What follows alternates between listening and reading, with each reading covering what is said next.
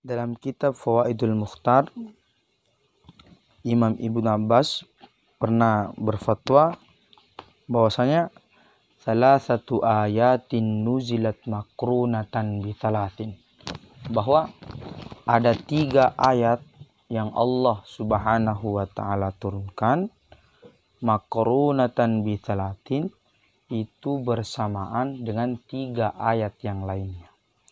Melihat kondisi seperti ini, melihat ayat ini ketika diturunkan oleh Allah Subhanahu wa ta'ala pasti diturunkan secara bersamaan dengan 3 ayat yang lainnya, sehingga Imam Ibnu Abbas mengatakan la yaqbalullahu minha wahidatan bighairi qarinatiha. Allah Subhanahu wa ta'ala tidak akan menerima satu pengamalan ayat tadi tanpa mengamalkan gandengan ayat tersebut.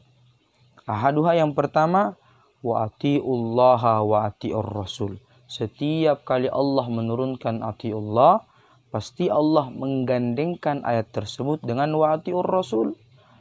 Faman ata'allaha, siapa yang taat kepada Allah, walam yuti'ir rasulah, tapi dia tidak taat kepada Rasulullah, dia hanya sibuk taat kepada Allah tapi menganggap remeh perintah-perintah dari Rasulullah Sallallahu Alaihi Wasallam, lam yukbal minhu, maka ketaatan dia kepada Allah itu tidak diterima.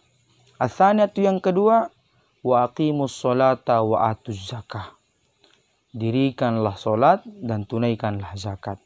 Faman shollah, siapa orang yang solat, ibadahnya memfokuskan untuk menjalankan solat-solat fardu dan solat-solat sunnah, walam yuzakki, akan tetapi ketika masuk waktu pembayaran zakat dia tidak membayar zakat, lam yuqbal minhu, maka ibadahnya berupa solat tidak diterima di hadapan Allah Subhanahu wa ta'ala. Ats-tsalitsatu, ayat yang ketiga, anishkurli waliwalidaik.